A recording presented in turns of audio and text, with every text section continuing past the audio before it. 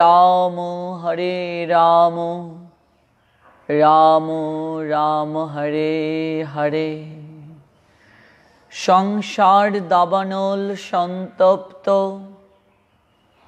লোক সকলের পরিত্রাণের জন্য যে কারুণ্য বাড়ি বাহ তরলত্ব প্রাপ্ত হয়ে কৃপা বাড়ি বর্ষণ করেন, আমি সেই কল্যাণ গুণনিধি আভার পাঞ্জেরি পরম দয়াল শ্রী গুরুদেব अस्मदीय श्री गुरुदेव ओम विष्णुपाद श्रील भक्ति प्रपन्न ज्योति गोस्वामी गुरु महाराजेर श्री चरणे पूर्ण भावे आश्रय ग्रहण करी। भक्तबृंद, আমরা আজ সরাসরি চলে যাচ্ছি আমাদের সিটিএস মন্দিরের নিয়মিত আয়োজন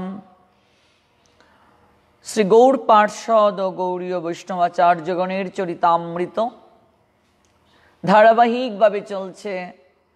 শ্রী রঘুনাথ দাস গোস্বামী পাদের চরিত কথা আজ তৃতীয় পর্ব। আমরা শ্রবণ করছিলাম শ্রী রঘুনাথ দাস গোস্বামী পাদের চরিত কথা, যে রঘুনাথ দাস গোস্বামী পাদ কৃষ্ণ লীলায় রস মঞ্জুরি মতান্তরে রতি মঞ্জুরি অথবা ভানুমতি ছিলেন। গৌর গণুদ্দেশ থেকে আমরা সেই তত্ত্বটি জানতে পারি। যারা এই মুহূর্তে দেশ এবং দেশের বাহির থেকে অনলাইনে যুক্ত হয়েছেন, আপনাদের প্রত্যেকের রাতুল রাঙ্গাচরণে বৈষ্ণব জ্ঞানে ভক্তিপূর্ণ প্রণতি নিবেদন করছি।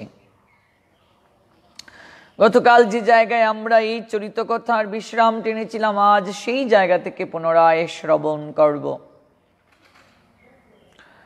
আমরা শ্রবণ করেছিলাম বাল্যকালে কেমন করে রঘুনাথের উপর মহতের কৃপা বর্ষিত হয়েছিল।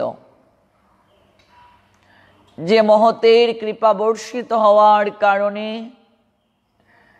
রঘুনাথ চৈতন্য প্রাপ্তির নিমিত্তে বাতুল হয়ে উঠেছিল। যে মহতের কৃপা বর্ষিত হওয়ার কারণে সংসার তাকে বেঁধে রাখতে পারেনি।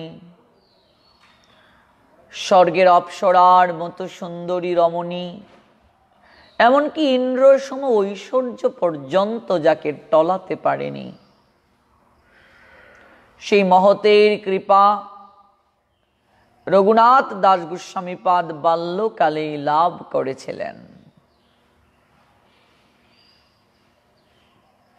হরিদাস ঠাকুর হচ্ছেন সেই উত্তম অধিকারী বৈষ্ণব, সেই মহৎ, যিনি কৃপা করেছিলেন রঘুনাথের উপর। চৈতন্য চরিতামৃতের অন্তলীলাতে আমরা সেই বিষয়টিকে অবলোকন করতে পারি। হরিদাস কৃপা করেন তাহার উপরে, সেই কৃপা কারণ হইল চৈতন্য পাইবারে। হরিদাস ঠাকুর তাকে কৃপা করলেন, দর্শনে পবিত্র করো এই তোমার গুণ। দর্শন করার সঙ্গে সঙ্গেই কোটি কোটি গঙ্গা স্নানের ফল হয়, হৃদয় পবিত্র হয়ে যায়। রঘুনাথ হরিদাস ঠাকুরকে দণ্ডবোধ প্রণতি নিবেদন করলেন, কৃপা দৃষ্টি প্রদান করলেন হরিদাস ঠাকুর রঘুনাথের উপর। যাওয়ার সময় হরিদাস ঠাকুর রঘুনাথকে বলেছিলেন, যাচ্ছ, তবে সংসার তোমায় ধরে রাখতে পারবে না। যখন দণ্ডবোধ প্রণাম নিবেদন করলেন রঘুনাথ, গৃহে প্রত্যাগমনের সময় হরিদাস ঠাকুর তাকে কৃপা আশীর্বাদ করে বললেন, যাচ্ছ যাও, কিন্তু সংসার তোমাকে ধরে রাখতে পারবে না। ঠিক তাই হলো। ঠিক তাই হলো এই অপ্রাকৃত কৃপা রঘুনাথের উপর বর্ষিত হলো। হরিদাস ঠাকুর বর্ষিত করে দিলেন তাকে। আমরা চৈতন্য চরিতামৃতের অন্তলীলাতেই সেই চমৎকার কবিরাজ গোস্বামী পাদের অপ্রাকৃত মমত্বপূর্ণ পয়ারগুলো লক্ষ্য করলেই বুঝতে পারি। তিনি উল্লেখ করেছেন, সেই কৃপা কারণ হইল চৈতন্য পাইবারে। আর চৈতন্য মহাপ্রভুর প্রতি যে রঘুনাথের এত অনুরাগ, সংসারের প্রতি তার তীব্র বৈরাগ্য, কার নিকট থেকে সেই কৃপাটা তিনি পেলেন? হরিদাস ঠাকুরের নিকট থেকে। সংসার এটা অগ্নিকুণ্ড, দিবানিশি মানুষ পুড়ছে। জানিয়া শুনিয়া বিষ খাইনু, জেনে শুনে মানুষ বিষ গ্রহণ করে। মায়া আষ্টে পৃষ্ঠে বেঁধে রাখে সবাইকে। আর এই জায়গায় এত কিছু থাকার পরও রঘুনাথের মাঝে বৈরাগ্য। এই জন্যই তো শাস্ত্র বলে দিয়েছেন, সেই কৃপা কারণ হইল চৈতন্য পাইবারে। সেই কৃপা কারণ হইল চৈতন্য প্রাপ্তির পশ্চাতে ওই বৈরাগ্য, ওই অনুরাগ, এটা হরিদাস ঠাকুরের কৃপা। কেমন ঐশ্বর্য ছিল, যে ঐশ্বর্য থাকার পরও তার হৃদয় মাঝে বৈরাগ্য ছিল। শক্র কায়স্থ কুলোদ্ভূত শ্রীহিরণ্য গোবর্ধন মজুমদারের বছরে আয় ছিল 8 লক্ষ মুদ্রা। 8 লক্ষ মুদ্রা। এরূপ শোনা যায়, তৎকালে 1 মুদ্রায় 8 মণ চাল পাওয়া যেত। 3 মুদ্রায় একটা উৎকৃষ্ট গাভী কেনা যেত। তৎকালীন 1 মুদ্রার বর্তমান মূল্য কয়েক শতগুণ বেশি। তাহলে ভক্তবৃন্দ অনুধাবন করুন, বাৎসরিক যার ইনকাম 20 লক্ষ মুদ্রা, বর্তমানে কত টাকা? এই বিপুল সম্পদের একমাত্র উত্তর অধিকারী রঘুনাথ দাস গোস্বামী, একমাত্র উত্তরাধিকারী। কিন্তু এত কিছু থাকার পরও, একমাত্র উত্তরাধিকারী হওয়ার পরও বাল্যকাল হতেই বিষয়ের প্রতি উদাসীন ছিলেন, বিরক্ত ছিলেন রঘুনাথ। বিরক্ত, সংসারের প্রতি বিরক্ত ছিলেন, বিষয়ের প্রতি বিরক্ত ছিলেন বাল্যকাল থেকেই। যখন বলরাম আচার্যের গৃহ থেকে ফিরে আসলেন বাবা জেঠার অঙ্গুলি ধরে রঘুনাথ, ঠিক তখনই সংসারে আসার পরই অন্য এক রঘুনাথকে সবাই নিরীক্ষণ করছেন, এক অন্য জগতের। সবাই তো অবাক, আমরা কাকে দেখছি? রঘুনাথের মা বলছেন, এ কি আমার রঘু?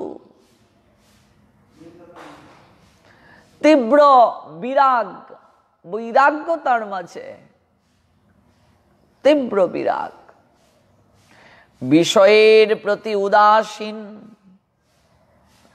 বিষয়ের প্রতি উদাসীন, তীব্র বৈরাগ্য। কোনো কিছুতেই মন বসছে না। সব সময়ই যেন ভারাক্রান্ত হয়ে থাকেন, কি যেন এক চিন্তা করেন। কোথায় গেলে নিত্য আনন্দ পাওয়া যাবে,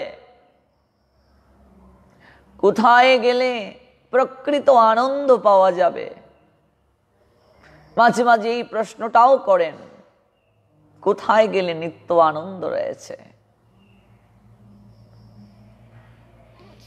রঘুনাথ দাস গোস্বামী পাদ জানতে পারলেন শ্রীমন মহাপ্রভু সন্ন্যাসের পর শান্তিপুরে এসেছেন।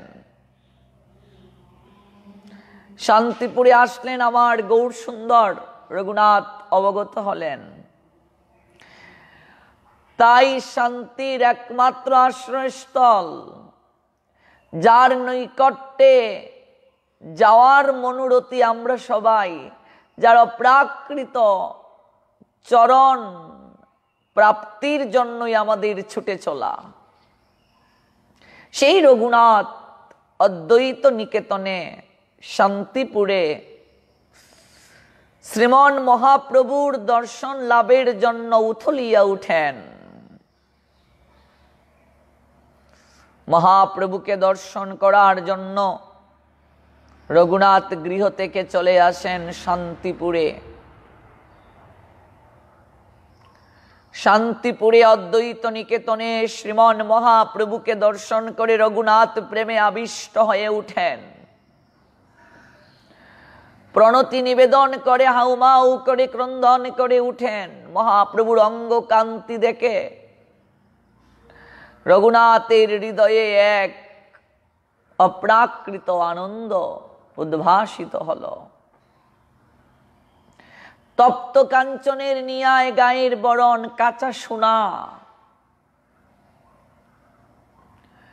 যেন জ্যোতি বের হচ্ছে শরীর থেকে, তমসা দূরীভূত হয়ে যায়।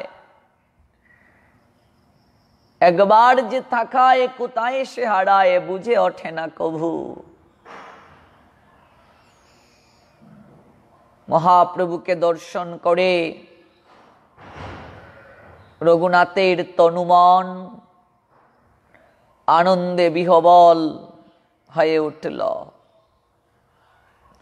শ্রীমন মহাপ্রভুকে দর্শন করে তার পাদপদ্মে নিপতিত হয়ে প্রেমে আবিষ্ট হয়ে রঘুনাথ কাঁদতে শুরু করলেন। আর রঘুনাথ দাস গোস্বামী পাদের যে পিতা গোবর্ধন মজুমদার, তিনি অদ্বৈত আচার্য প্রভুকে অনেক শ্রদ্ধা করতেন, অনেক ভক্তি করতেন, সেবা করতেন। পিতৃ সম্বন্ধে অদ্বৈত আচার্য প্রভুর রঘুনাথের প্রতি যথেষ্ট স্নেহ ছিল। যেহেতু রঘুনাথের পিতা অদ্বৈত আচার্যকে অনেক শ্রদ্ধা করতেন, ভক্তি করতেন, ভালোবাসতেন, তাই পিতার সম্বন্ধে রঘুনাথ পরিচয় প্রদানের পরপরই রঘুনাথকে অনেক স্নেহ করলেন অদ্বৈত আচার্য। যতদিনই রঘুনাথ শান্তিপুরে ছিলেন, অদ্বৈত আচার্য মহাপ্রভুর অবশেষ প্রসাদ, মহাপ্রভু পাওয়ার পর উচ্ছিষ্ট প্রসাদ রঘুনাথকে দিতেন। মহাপ্রভুর চরণে শরণ নিতে চায় রঘুনাথ, প্রার্থনা জ্ঞাপন করে প্রভুকে, প্রভু আপনাকে দর্শন করার পরপরই আমার দেহ মন এক অন্যরকম আনন্দে ভরে উঠেছে। আমি আর গৃহে ফিরে যেতে চাই না, আমি আপনার নৈকট্যে থাকতে চাই। আমি জানি না কেন আমার হৃদয়ে পুলকিত হয়ে উঠেছে, আনন্দে বিহবল হয়ে উঠেছে। আমি আর ফিরে যেতে চাই না, আমি আপনার নিকটে থাকতে চাই। আপনি কৃপা করে আপনার চরণ দানে আমাকে বাধিত করুন, আমি আর ফিরে যেতে চাই না। মহাপ্রভু রঘুনাথকে বলছেন, তুমি ফিরে চলো, সংসারে ফিরে যাও। মহাপ্রভু তাকে ফিরিয়ে দিলেন।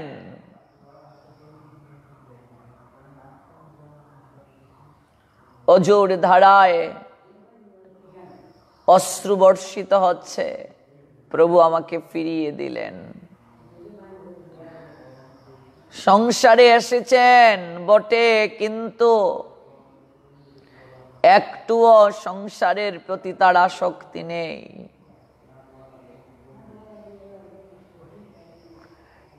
রঘুনাথের এই যে তীব্র বৈরাগ্য,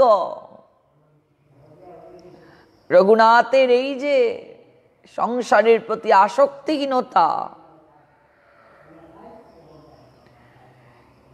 এই ভাব দর্শন করে পিতা জেঠা এবং রঘুনাথের মাতা আশ্চর্য হয়ে উঠলেন। একমাত্র ছেলে, ছেলেটা যদি এমন করে, তাহলে হৃদয় মাঝে কি শান্তি থাকতে পারে মা বাবার?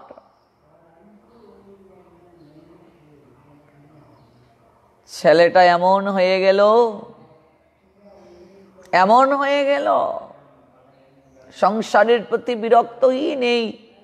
জমিদারিত্ব কে দেখাশোনা করবে, কে দেখবে? শ্রীমন মহাপ্রভুর দর্শন লাভে বঞ্চিত হয়ে রঘুনাথ দাস গোস্বামী সর্বদা বিমর্ষ চিত্তে তিনি অবস্থান করেন সংসারে। পুত্রের ওই প্রকার অবস্থা দেখে পিতামাতার মনে শান্তি নেই। শ্রীমন মহাপ্রভু বৃন্দাবন যাত্রাকালে কানারি নাটশালা হইতে প্রত্যাবর্তন করে যখন পুনঃ শান্তিপুরে আসলেন, এই সংবাদটা রঘুনাথ পেলেন। মহাপ্রভু পুনরায় শান্তিপুরে এসেছেন। তাই রঘুনাথ আবার সংসার থেকে চলে আসলেন, পালিয়ে চলে আসলেন অদ্বৈত আচার্যের বাসভবনে। প্রথমবার যাওয়ার পর মহাপ্রভু তাকে তো ফিরিয়ে দিলেন, যাও সংসারে ফিরে যাও। গিয়েও তো শান্তি পাচ্ছেন না, আনন্দ পাচ্ছেন না। সংসারের প্রতি তীব্র বৈরাগ্যতা এবং এই যে বিরক্ততা তার মাঝে, এটা দেখে তার মা বাবা জেঠা চিন্তাগ্রস্ত হয়ে গেলেন। একমাত্র ছেলে, ছেলেটা এমন হয়ে গেল, সংসারের প্রতি আসক্তি নেই, তীব্র বৈরাগ্য কাজ করছে। এ বিশাল জমিদারি কে দেখাশোনা করবে? একমাত্র ছেলে আমার, একটা মাত্র ছেলে, এরকম হয়ে গেল। চুকে চুকে রাখেন রঘুনাথকে।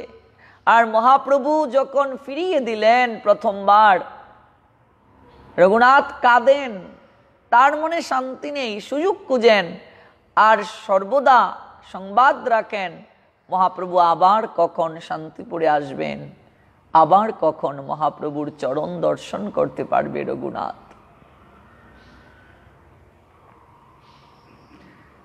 তাই যখন রঘুনাথ সংবাদ পেলেন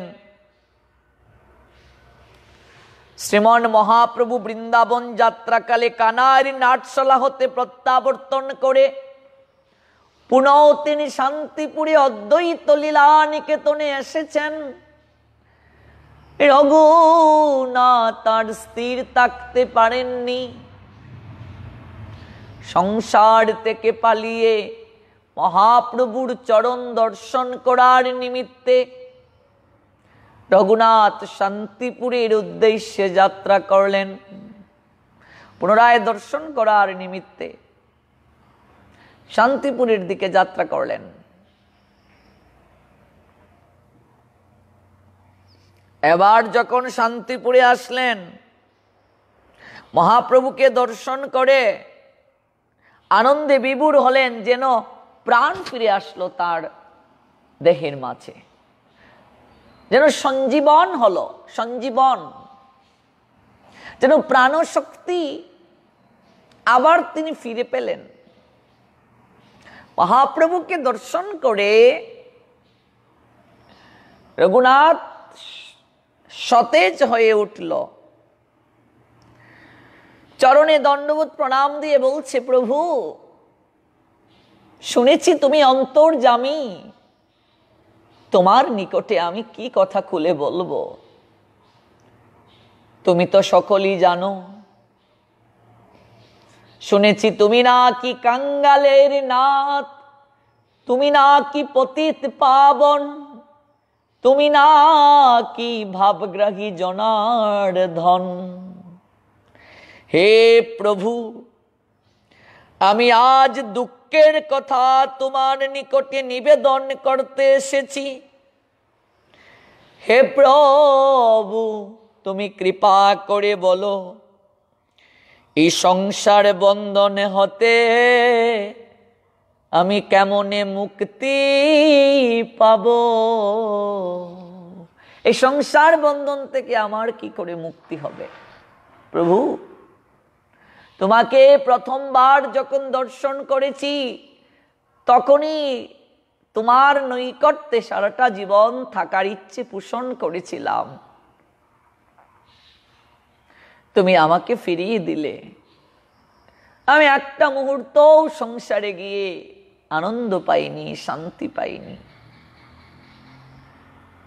আমি প্রতীক্ষার প্রহর গুনেছি, কবে তুমি আবার শান্তিপুরে আসবে। আমি শোনা মাত্রই পাগলের ন্যায় তোমার নিকটে ছুটে এসেছি। একটিবার কৃপা করে বলো, এই সংসার বন্ধন থেকে আমার কিভাবে মুক্তি হবে? সংসার একটা অগ্নিকুণ্ড আমার নিকটে মনে হয়েছে প্রভু। দিবানিশি পুড়ছে পতঙ্গ, জানে অগ্নির মাঝে ঝাঁপ দিলে সে পুড়বে তথাপি পতঙ্গ। অগ্নির অভিমুখেই যাত্রা করে, অগ্নিতেই পড়ে, পরে আবার ভস্ম হয়। মানুষ জানে সংসার অগ্নিকুণ্ড, এরপরও সেই অগ্নিকুণ্ডে ঝাঁপ দিচ্ছে।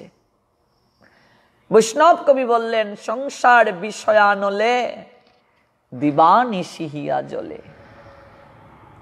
আর মহাপ্রভু আরেকটু বাড়িয়ে দিলেন, আরেকটু বাড়িয়ে জগৎজীবকে জানালেন, শুধু এটা অনলি নয়, শুধু অগ্নি নয়, দাবাগ্নি। মহাপ্রভু বললেন শুধু আগুন নয়, দাবানল সেটা।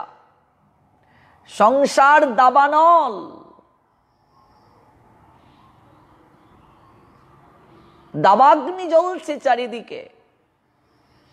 মহাপ্রভু বললেন, এই আগুন কি চোখে দেখা যায়? এটা অনুভব, কর্মফলের আগুন জ্বলছে চারিদিকে, কেউ সুখী নেই। প্রচার করতে যখন আমরা বিভিন্ন জায়গায় যাই, সংসারী মানুষ যারা, বয়োজ্যেষ্ঠ যারা, তারা এসে কেঁদে কেঁদে বলেন, প্রভুজি আপনারা অল্প বয়সেই শুরু করেছেন, আমাদেরকে কৃপা আশীর্বাদ করবেন।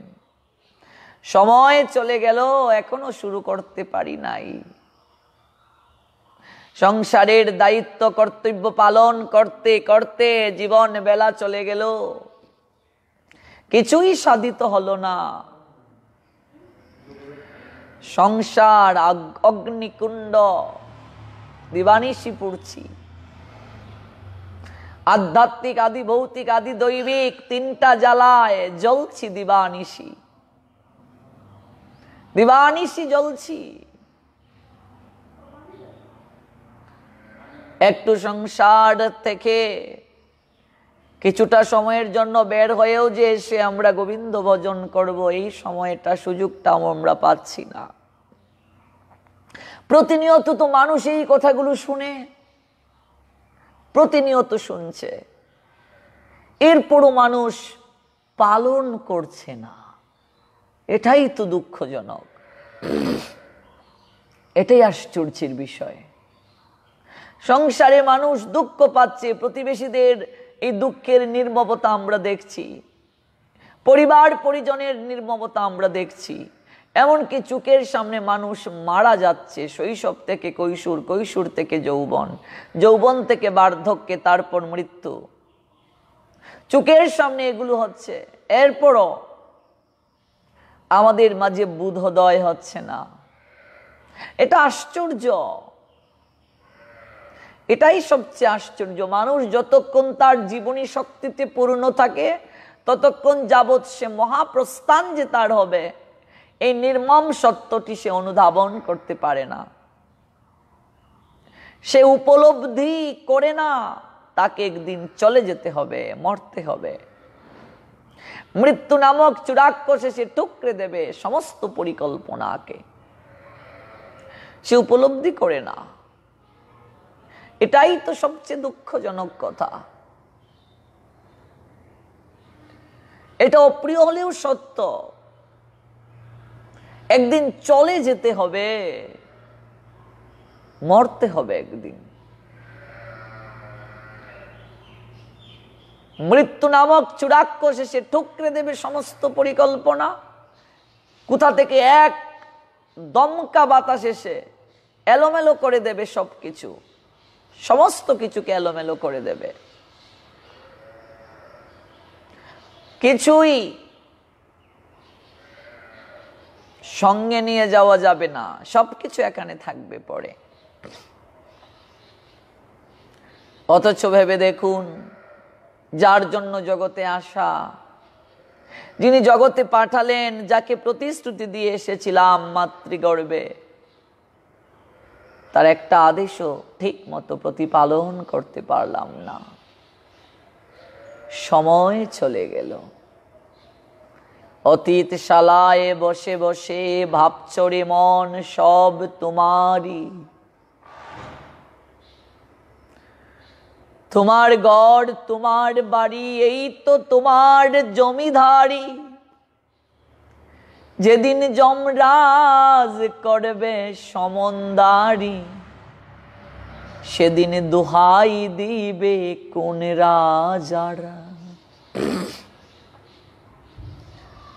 মহাজন বললেন, এটা অতীত শালা।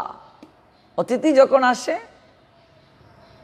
তাকে যে রুমটাতে শুইতে দেয়া হয়, সে বলে এটা আমার রুম। তাকে যে জলের পাত্রটা দেয়া হয়, এটা আমার জলের পাত্র। কিন্তু যতদিন তিনি থাকবেন ততদিনই তিনি বলছেন এটা আমার, এটা আমার পালঙ্ক, এটা আমার শয়নের কক্ষ, এটা আমার জলের পাত্র। অতিথি কয়েকদিনের জন্য এসেছেন বেড়াতে, আবার তিনি যখন চলে যাবেন সঙ্গে নিয়ে যাবেন। সংসারে আমরা সবাই অতিথিশালায় এসেছি, ভাড়াটিয়া বাড়ির নিয়ে, ভাড়াটিয়া আমরা। মূর্খতার বশে আমরা নিজেদেরকে মালিক বলে দাবি করছি, আমরা সবাই ভাড়াটিয়া। মালিকের যতদিন ভালো লাগবে ততদিন ভাড়াটিয়াকে রাখছে, যেদিন ভালো লাগবে না বলবে আগামী মাসেই আমার বাসা আপনাকে খালি করে দিতে হবে। ভগবানের অংশ আত্মারূপে আছে ভেতরে। প্রকৃতি যেদিন চাইবে কেবল খাঁচাটাকে রেখে পাখিটাকে উড়িয়ে নিয়ে যেতে, সেদিন শূন্য খাঁচা পড়ে থাকবে। পাখিটির জন্যই খাঁচা, খাঁচার জন্য পাখি নয়। আত্মা আছে বলেই এই দেহের এত মূল্যায়ন, দেহের এত শক্তি। আত্মা নেই, দেহের কোনো মূল্য নেই, কোনো মূল্য নেই। এই যে অপ্রিয় সত্য, এই যে এক অভিনব দর্শন সনাতন ধর্ম আমাদেরকে প্রদান করেছেন, ডিসকভার ইয়ারসেলফ, নিজেকে জানো। যে নিজেকে জানতে পারে সেই কেবল প্রকৃত তত্ত্বদ্রষ্টা। এই যে অভিনব দর্শন, এই দর্শন যে উপলব্ধি করতে পেরেছে, এই অভিনব দর্শন যে হৃদয় থেকে উপলব্ধি করতে পেরেছে, সেই তত্ত্বদ্রষ্টা স্থিতপ্রজ্ঞ। সে একজন প্রকৃত তত্ত্বদ্রষ্টা। দিন থেকে রাত পর্যন্ত আমরা ভূতের মতো পরিশ্রম করছি, একটু ভালো থাকবো কিভাবে? একটা মানুষ আর পশুর মাঝে পার্থক্যটা কোথায় দেখুন। একটা পশু তো লেখাপড়া করার প্রয়োজন নেই, ব্যবসা করার প্রয়োজন আছে। পদ্মনাভ প্রভু পশু, যারা পশু ওরা কি ব্যবসা করে? ঋষিকেশ প্রভু চাকরি করে পশু। তো পশুর কাজ কি? কেবল খাবারের সংস্থান করা, একটা পশুর তো আর কোনো কাজ নেই, দিন থেকে রাত পর্যন্ত তার কাজ কি? খাদ্যের সংস্থান করা। কি করে উদর পূর্তি হবে, কি করে খাবার সংগ্রহ করবে। আচ্ছা, আমাদের 84 লক্ষ পরিভ্রমণ করার কথা শাস্ত্রে আছে, তাই না? বিষ্ণু পুরাণে 9 লক্ষ জলজ প্রাণী, 10 লক্ষ পাখি, 11 লক্ষ কৃমিকীট, 20 লক্ষ বৃক্ষলতা গুল্ম, 30 লক্ষ পশু, 4 লক্ষ মানব জনম। তো মানুষ ব্যতীত এই যে আরো 80 লক্ষের কথা আমরা জানলাম, 11 লক্ষ কৃমিকীট, 10 লক্ষ পাখি, 20 লক্ষ গাছপালা, 30 লক্ষ পশু, মানুষ ছাড়া বাকি যত জীব জন্তু রয়েছে, উদ্ভিদকুল রয়েছে, স্থাবর অস্থাবর রয়েছে, ওরা কেউ কি চাকরি করে ঋষিকেশ প্রভু? মানুষ ছাড়া পশু পাখি কীট পতঙ্গ যারা আছে, উদ্ভিদকুল, ওরা কি চাকরি করে? ওরা কি ব্যবসা বাণিজ্য করে? তোরা কেউ কি না খেয়ে থাকে? ভালো করে উপলব্ধি করতে হবে কথাটা। মানুষ ব্যতীত যারা আছে এই 84 লক্ষ জনির মাঝে 4 লক্ষ মানব জনম, বাকি যে 80 লক্ষ, এই 80 লক্ষের কেউ কি চাকরি করে, ব্যবসা বাণিজ্য করে? তাহলে তারা কি না খেয়ে থাকে? তাদের জীবন কি চলছে না? চাকরি করে না, ব্যবসা করে না, তারা কি না খেয়ে থাকে? তাদের কি উদর পরিপূর্ণ হয় না? কিন্তু অপ্রিয় হলেও সত্য, অপ্রিয় হলেও বাস্তব, পৃথিবীতে মানুষ এক অদ্ভুত প্রাণী, এক অদ্ভুত জীব, এক অদ্ভুত প্রাণী হচ্ছে মানুষ, যাদের পেট কখনো ভরে না। কথা বুঝতে পেরেছ? পৃথিবীতে অদ্ভুত কেবলমাত্র মানুষ, যে প্রাণীদের পেট কখনো ভরে না। দিন থেকে রাত পর্যন্ত তারা পরিশ্রম করছে, কিসের জন্য? একটু ভালো থাকার জন্য, উদর পূর্তির জন্য। কিন্তু মানুষই এক অদ্ভুত প্রাণী, যাদের পেট কখনো ভরে না, পেট কখনো তাদের ভরে না। আর একটু সহজ করে বলি, তাহলে বুঝতে সুবিধে হবে। মনে করো 1 বস্তা চাল রাস্তার মাঝে ফেলে রাখা হয়েছে, 1 বস্তা চাল। নিশ্চয়ই কিছু পাখি আসবে, শ্যামল প্রভু, পাখি আসবে। তো পাখি এসে কি করবে? খাবে। যতটুকু পেটে ধরে ততটুকুই তো খাবে, নাকি?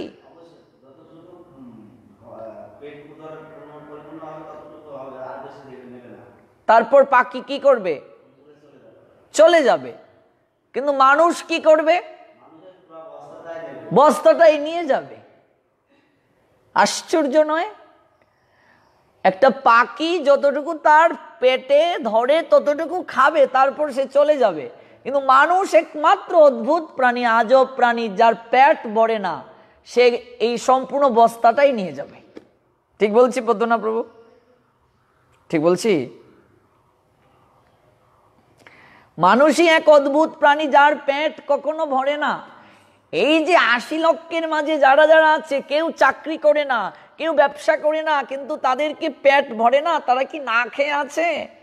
এই স্রষ্টার সৃষ্টিতে যারা আছে মানুষ ব্যতীত, তারা কি কেউ না খেয়ে আছে? ওদেরকে কি ভগবান না খাইয়ে রেখেছেন? কিন্তু মানুষ একমাত্র আজব প্রাণী, যাদের পেট ভরে না, দিন থেকে রাত পর্যন্ত এত পরিশ্রম করে, এত চাকরি, এত ব্যবসা, সময় নেই, সময় নেই। যিনি জগতে পাঠালেন তাকে আরাধনা করার সময় নেই, দিন থেকে রাত পর্যন্ত ছুটছে ছুটছে, কিন্তু পেট ভরে না। মানুষকে পৃথিবীর সর্বশ্রেষ্ঠ প্রাণী বলা হয়, সর্বশ্রেষ্ঠ। কিন্তু কেমন সর্বশ্রেষ্ঠ আমরা দেখো। কখনো কি শুনেছ এই কুলাউড়াতে কোনো বাঘ এসে 100 কিংবা 200 মানুষকে খেয়ে ফেলেছে? এরকম কোথাও ইতিহাস আছে যে কুলাউড়াতে একটা বাঘ এসে 100 কিংবা 200 মানুষকে খেয়ে ফেলেছে, কিংবা একটা সাপ এসে 400 মানুষকে কামড়িয়ে দিয়ে গিয়েছে? শুনেছো খবর? কিংবা পৃথিবীর ইতিহাসে কোথাও কি এমন দেখেছো একটা সিংহ এসে 200 মানুষকে কামড়িয়ে দিয়ে গিয়েছে? একটা ভল্লুক এসে 400 মানুষকে কামড়িয়ে দিয়ে গিয়েছে? শুনেছো?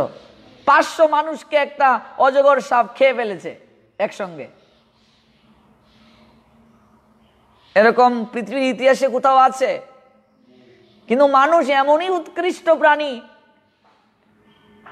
সে একটা বোমা ফেলে হাজার হাজার মানুষকে একসঙ্গে মেরে ফেলতে পারে। ঠিক বলছি তো? এই যে বিভিন্ন জায়গায় বোমা ফেলা হচ্ছে, মরণাস্ত্র নিক্ষেপ করা হচ্ছে, এগুলো কি পশু করছে? পাখি করছে? উদ্ভিদকুল করছে? করছে কে? মানুষ করছে। মানুষ। এই যে জার্মানিতে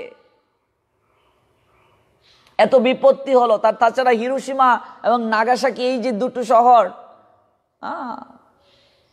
মরণাস্ত্র নিক্ষেপ করে ধ্বংস করে দেয়া হলো দুটো শহরকে। এখনো সেই শহরগুলোতে হাবাগুবা শিশুর জন্ম হয়, বাতাস দূষিত হয়ে গিয়েছে। জাপান, এই যে ওই জায়গাগুলোতে কি পশু পাখি করেছে? মানুষ করেছে। মানুষ মানুষ করেছে। এমন পৃথিবীর ইতিহাসে কোনো রেকর্ড নেই যে কোনো হিংস্র একটা পশু এসে 200 মানুষকে খেয়ে চলে গিয়েছে। একটা অজগর সাপ একসঙ্গে 500 মানুষকে খেয়ে ফেলেছে। একটা সিংহ এসে 400 মানুষকে কামড়িয়ে চলে গিয়েছে। কোনো রেকর্ড নেই ইতিহাসে। অথচ এরকম বহু রেকর্ড রয়েছে, মানুষ একসঙ্গে লক্ষ লক্ষ মানুষকে মরণাস্ত্র প্রয়োগ করে মেরে ফেলছে, তবুও তার হিংসা যাচ্ছে না। হ্যাঁ, এটাই তো বিষয়। তবুও তার হিংসা যাচ্ছে না। রাস্তায় এক বস্তা চাল পড়ে থাকলে পাখি এসে যতটুকু পেটে ধরবে ততটুকু খেয়ে চলে যাবে, কিন্তু মানুষের পেট ভরবে না। সে পুরোটা নিয়ে আবার এসে এখানে অনুসন্ধান করবে, দেখি কোনো চালের বস্তা কেউ রেখে গেল কিনা। এই যে কক্সবাজারে কয়েকদিন আগে নিউজ দেখলাম যে ঢেউয়ের সঙ্গে কিছু স্বর্ণ অলংকার ভেসে এসেছে।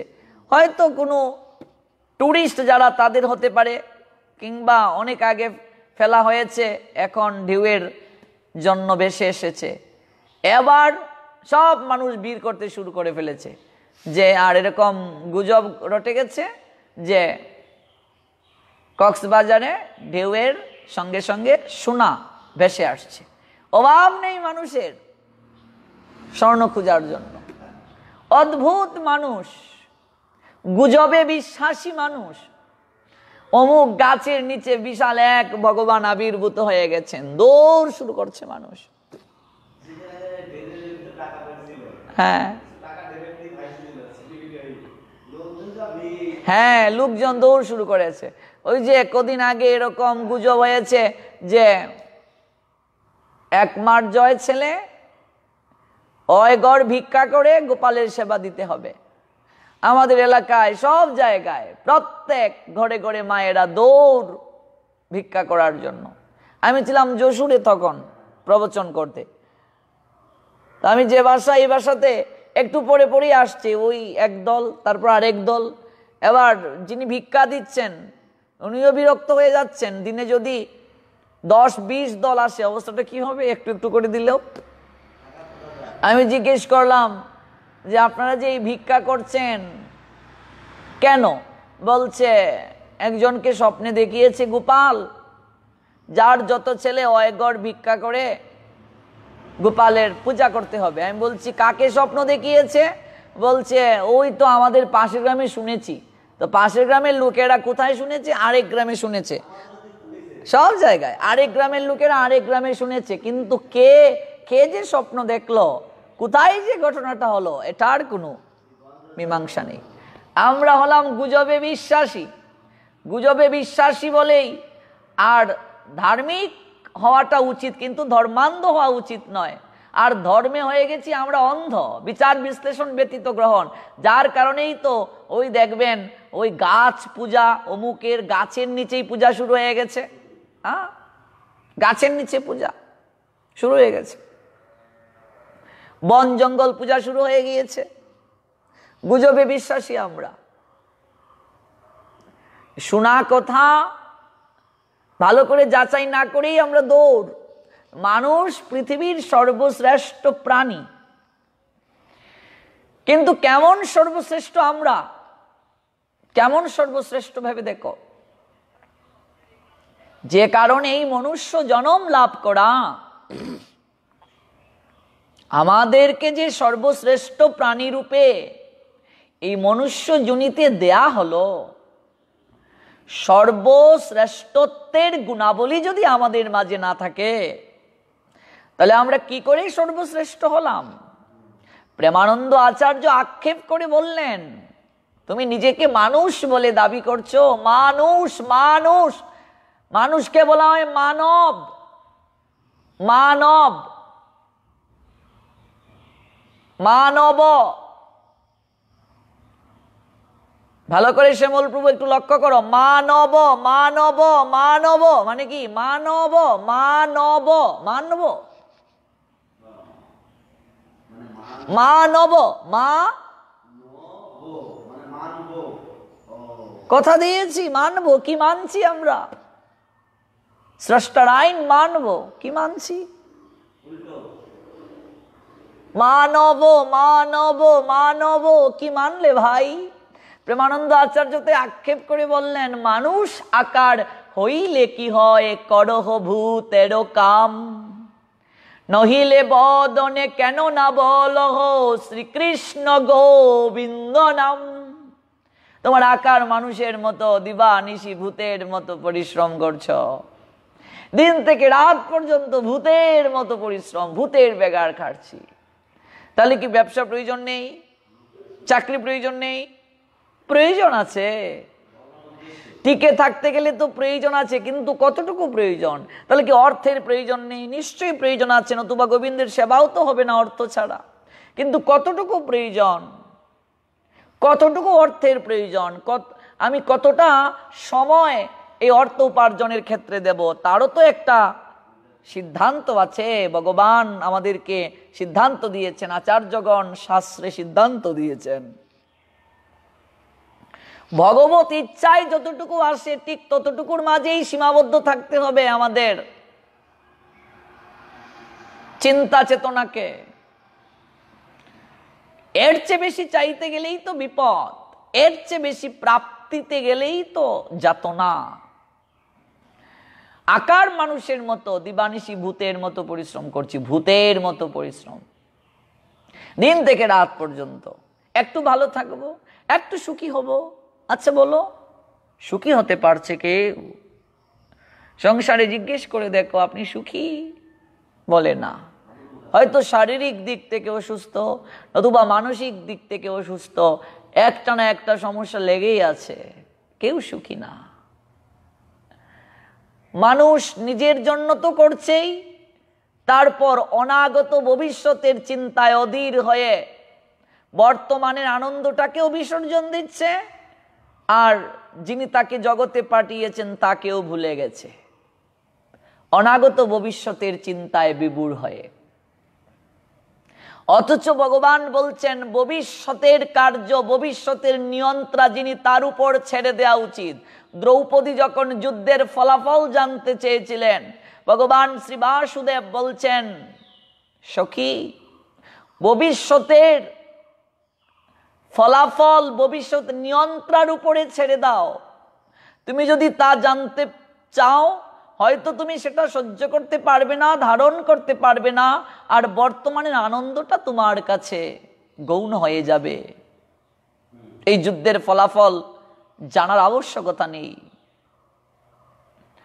ভবিষ্যতে কি হবে, 10 দিন পর কি হবে আমরা যদি জেনে যাই, তাহলে বর্তমানে কাজ করার আগ্রহটা কমে যাবে নিশ্চয়ই। কাজ করার আগেই যদি ফল কি হবে জেনে যায়, আনন্দ আছে। ভগবান এই জন্যই তো বললেন কর্মণি অধিকারতে মা ফলেষু কদাচন মা কর্ম ফল হেতু বুমাতে সঙ্গস্ত কর্মাণি। কর্মে তোমার অধিকার আছে, ফলে তোমার অধিকার নেই। কখনো নিজেকে কর্মফলের হেতু বলে মনে করবে না। তুমি কাজ করে যাও, ফলদাতা ভগবান তিনি তোমায় ফল প্রদান করবেন। ভবিষ্যতের কার্য ভবিষ্যতের নিয়ন্ত্রণের উপর রাখা উচিত, নিয়ন্ত্রণের উপর ছেড়ে দেওয়া উচিত। তা নিয়ে আমাকে ভাবতে হবে না। আমার একমাত্র বিষয় কি? কাজ করে যাওয়া। আমি কাজ করে যাব, কাজ করে যাওয়াটাই আমার উচিত। তো দিবানিশি মানুষ ভূতের মতো পরিশ্রম করছে। প্রেমানন্দ আচার্য বললেন পরবর্তী প্রজন্মের জন্য সংরক্ষণ করে যাচ্ছে ধন সম্পদ ঐশ্বর্য, ভূতের মতো বেগার খেটে এগুলোকে সংগ্রহ করে যাচ্ছে। অথচ ভেবে দেখো আশ্চর্যের একটা বিষয়, যাদের জন্য এত কিছু মানুষ করে যায়, এত কিছু সংরক্ষণ করে যায়, মৃত্যুর সঙ্গে সঙ্গে সেই সকল পরবর্তী প্রজন্ম যারা স্ত্রী পুত্র কন্যা পরিবার পরিজন আদি, ওরা কিছুটা সময় মাছের মায়ের সুখ, মাছের মায়ের সুখ মানে কি? সীমিত পরিসরে দুঃখ, বাগধারা। ওরা অল্প সময় একটু কান্নাকাটি করে, একদিন কাঁদে, দুদিন কাঁদে, 3 দিন পর আর কাঁদে না। দিনে দিনে মাস যায়, মাসে মাসে বছর যায়, তারপর একদিন ভুল করে নাম স্মরণ করে না। তারপর কি? তারপর আবার যা ইচ্ছে চলছে। যে কদিন আগে আমরা একজন মারা গেল, আমাদের মন্দিরের ভক্ত, আমরা গেলাম, সবারই মন ভারাক্রান্ত হলো, বৈরাগ্য চলে আসলো। একজন বলছে না আজ আর ব্যবসাতে যাবই না, বৈরাগ্য চলে এসেছে। এই বৈরাগ্য কি স্থায়ী হবে? এটা শ্মশান বৈরাগ্য, সীমিত সময়ের জন্য উদিত হয়েছে, একটু পরেই দেখবে শেষ, আবার আগের মতো হয়ে গেছে। তো কয়েকদিন কান্নাকাটি হলো, তারপর একদিন সময়ের পরিক্রমায় প্রকৃতির বিধান অনুযায়ী ভুলে যাবে সবাই, সবাই ভুলে যাবে, কেউ মনে রাখবে না। আর যাদের জন্য এত কিছু করে গেল তারাই আমাকে তোমাকে ভূত ভাববে। শ্রাদ্ধ করছে, মনে করো পুত্র পিতার শ্রাদ্ধ করছে, শ্রাদ্ধ করছে পুত্র, পিণ্ড দেবে পিতার। আচ্ছা মনে করো শ্রাদ্ধ বাসরে পিতা যদি এসে হাজির হয়ে যায়,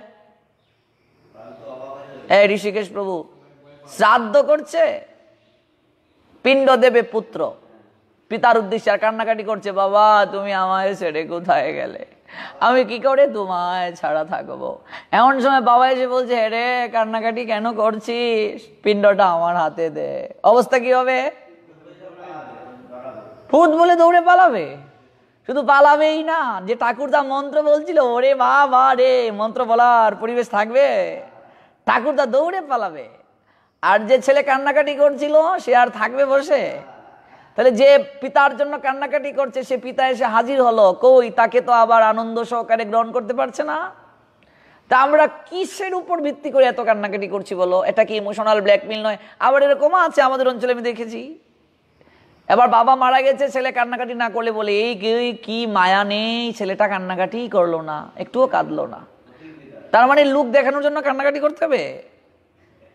একটুও কান্নাকাটি করলো না, কেমন ছেলের বউ গো, শ্বশুর মারা গেল, একটু খানলই না, খানলই না। আর খুব পাড়াপতি যখন মাই গো দেখো গো কি খান্দা খানছে গো, গড়িয়ে গড়িয়ে খানছে। এই হলো আমাদের মূর্খতা। অথচ ভগবান বললেন বাসাংশি জীর্ণানি যত বিহায় নবানি গৃহ্ণাতি নর পুরাণি তথা শরীরানি বিহায় জীর্ণানি অন্নানি সংজাতি নবানি দেহি। এই দেহটা যার জন্য সুখ করছো, এটা পুরাতন কাপড়ের ন্যায়। মানুষ যেমন পুরাতন কাপড় ত্যাগ করে নতুন কাপড় পরিধান করে, আত্মাও তেমনি জীর্ণ শরীর ত্যাগ করে নতুন শরীর ধারণ করে। বৃদ্ধ দেহটা মানে পুরাতন কাপড়ের ন্যায়, আর নবীন দেহ নতুন কাপড়ের ন্যায়। এই শরীর, এই দেহ কাপড়ের সঙ্গে তুলনা করা হয়েছে, বস্ত্রের সঙ্গে। আত্মা অবিনশ্বর। নয়নম ছিন্দন্তি শস্ত্রাণি নয়নম দহতি পাবক ন চয়নম ক্লেদন্তি আপন সুসৌতি মারুত অচ্ছেদ্য অয়ম দাহ্য অয়ম অক্লেদ্য সুস্বয়ব চ নিত্য সর্বগত স্থানু অচল অয়ম সনাতন। আত্মাকে অস্ত্রের দ্বারা কাটা যায় না, আগুনে পুরানো যায় না, জলে ভেজানো যায় না, হাওয়াতে শুকানো যায় না, কোনো কিছুই করা যায় না। আত্মা অবিনশ্বর। তো মানুষ দিবানিশি ভূতের মতো পরিশ্রম করছে। আমরা আগামীকাল শুনবো, যেহেতু আমাদের ব্রহ্মচর্য পালনের যে পদ্ধতি, ব্রহ্মচর্য ব্রত সাধনা, সেই ক্লাসের সময় হয়ে গেছে, এই জন্য আজ আর বিস্তারিত বলবো না। রঘুনাথ দাস গোস্বামী পাদ এই যে বিষয় এবং সাংসারিক সংসর্গজনিত সুখ, এটা যে পরিপূর্ণ আমাদেরকে প্রশান্তি দান করতে পারে না, সুখ প্রদান করতে পারে না, সেটা উপলব্ধি করতে পেরেছিলেন বলেই আজ মহাপ্রভুর নৈকট্যে প্রার্থনা করছেন, প্রভু আমার সংসার বন্ধন কি করে মুক্তি হবে? প্রভু তুমি তো আমাকে প্রথমবার ফিরিয়ে দিয়েছ, কিন্তু আমি সংসারে গিয়ে মনকে স্থির রাখতে পারছি না। আমি আবার তোমার কাছে ছুটে এসেছি, তুমি কৃপা করে বলে দাও আমার কি করে সংসার বন্ধন থেকে মুক্তি হবে। এটা রঘুনাথ কেন এসে বলছেন? তিনি বুঝতে পেরেছেন এই সংসার বন্ধন এটা এমন একটা বন্ধন, সহজে এই বন্ধন থেকে নিজেকে ছাড়ানো সম্ভব নয়। এটা এমন একটা অগ্নিকুণ্ড, এই অগ্নিকুণ্ডে মানুষ জানার পরও ঝাঁপ দিচ্ছে, তার শরীর দগ্ধীভূত হচ্ছে, সে পাড়া প্রতিবেশী আত্মীয় স্বজন পরিবার পরিজনদেরকে দেখছে এই অগ্নিকুণ্ডে পড়ে দগ্ধীভূত হওয়া, এরপরও সে ওই অগ্নিকুণ্ডে ঝাঁপ দেওয়ার জন্য পাগল হয়ে যাচ্ছে। উপলব্ধি করতে পেরেছে রঘুনাথ। যারা উপলব্ধি করতে পারে তারা প্রকৃত আপনার জন। তাই আজ মহাপ্রভুর নৈকট্যে এসে প্রার্থনা করছে, প্রভু আমার কি করে সংসার বন্ধন থেকে মুক্তি হবে। আমরা আগামীকাল শুনবো মহাপ্রভু রঘুনাথকে কি বললেন রঘুনাথের প্রার্থনার পর। সেই পর্যন্ত সবাই ভালো থাকুন। একটু পর আপনারা আবার যুক্ত হন আমাদের ব্রহ্মচর্য ব্রত সাধনার যে ক্লাস। আজকে তৃতীয় দিন, 4 দিন ব্যাপী আবারও গুরু মহারাজ শুরু করেছেন ব্রহ্মচর্য ব্রত সাধনের পদ্ধতি। আপনারা সবাই যুক্ত হন। ব্রহ্মচর্য ব্রত সাধনের পদ্ধতি অনলাইনে অনুশীলন করুন। যেহেতু করোনা ভাইরাসের ক্রান্তি লগ্ন চলছে, আমাদের মন্দিরে শারীরিক দূরত্ব বজায় রেখে সরকারি বিধিনিষেধ মেনে স্বাস্থ্য বিধিকে আমরা প্রতিপালন করে চেষ্টা করছি এই ক্লাসগুলোকে করার। আপনারা অনলাইন থেকে এই ক্লাসগুলোকে করুন এবং আত্মতৃপ্তি লাভ করুন। সবার মঙ্গল হোক। জয় গৌর, জয় নিত্য।